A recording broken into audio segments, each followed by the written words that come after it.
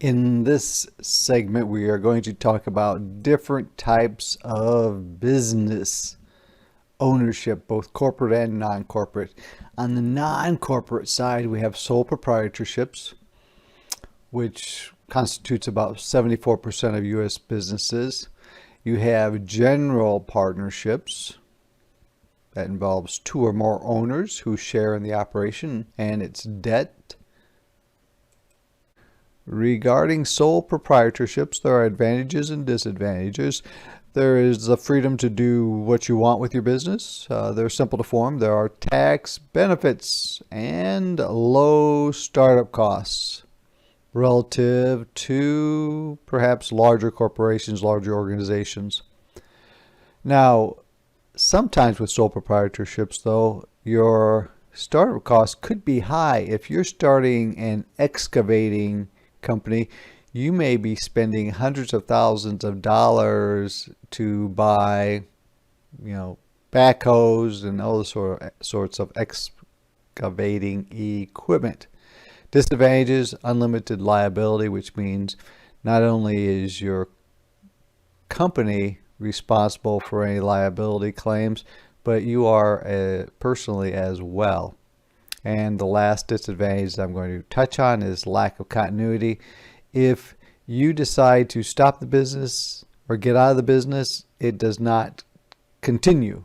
Or if something happens to you and you don't really have somebody to inherit or take over the business, it just ceases to exist. Partnerships. Obviously, you have more than just yourself to rely on as far as the ownership. There is more fundraising capability because you have two people that can try to gain funds from other people, and hopefully two or more people, they can pool their financial resources and be able to raise more funds. Of course, there's disadvantages as well. And here's a comparative summary of the three forms of business. So there's the proprietorship we talked about, the general partnership, and corporations we'll go into in just a bit. Alternatives to general partnerships. There are limited partnerships, and here are the characteristics of those. There are master limited partnerships. Again, the characteristics are here. Cooperatives. Those are groups of sole proprietorships or partnerships who agree to work together for their common benefit. There really is coming together and pooling resources or sharing resources. And one of the ones I think of are farming cooperatives, where they may come together and buy harvesting equipment or fertilizing equipment that would be normally too expensive for them to buy as a sole proprietorship or a partnership. So there are advantages to those sorts of arrangements. Proportions of U.S. firms in terms of organization type and sales revenue. So if we look at the percentage of U.S. businesses, 74% are sole proprietorships, huge. But when you look at the percentage of sales revenue, 81% of sales revenue comes from corporations. So it's interesting. The small ones collectively don't really make a lot of sales or produce a lot of sales, but there is a lot of them. The corporate entity. Here's the descriptor of the corporation. And the question is, how big does your company have to be in order to be a corporation? And the answer is 1. And you say, well, why would one person not be a sole proprietorship? Well, there are certain advantages, especially with regard to owner's liability. And let's say that you are a brake shop.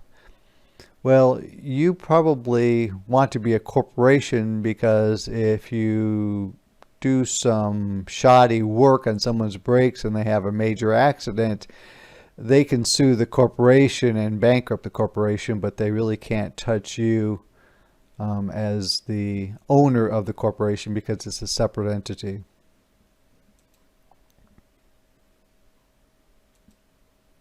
Corporations, there are advantages, of course, and disadvantages. And one of the disadvantages is you can be taken over against your will by another person or another company, and it just comes down to them buying your stock and getting a majority share of your stock, and then they can dictate policy and what they want to do. There's also the disadvantage of double taxation of profits because the corporation pays taxes, and then the people that own stock in the company also pay taxes, so there's the double taxation of profits. And it's relatively complex and expensive to form. That's really depends on how complex it is.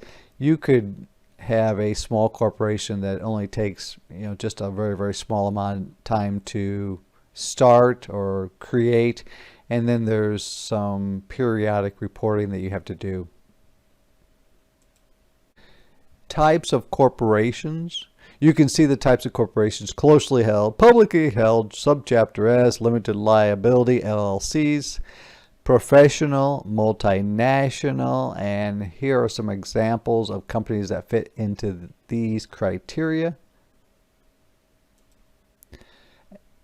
Again, descriptors of various types of corporations. S or subchapter S, of course, is here.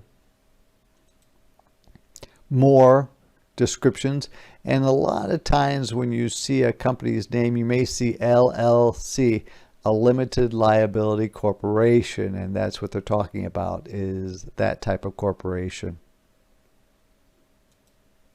Corporate governance. How does a corporation govern itself? Because it's really not one person owning it, it's a many stockholders owning the company or shareholders. There's usually three distinct bodies. There's the stockholder or shareholder, there's the board of directors, and of course there are the corporate officers. Special issues, of course you have joint ventures, employee-owned companies or corporations, institutional ownership. And of course, other issues such as what's a merger and acquisition, a divestiture, as well as a spin-off.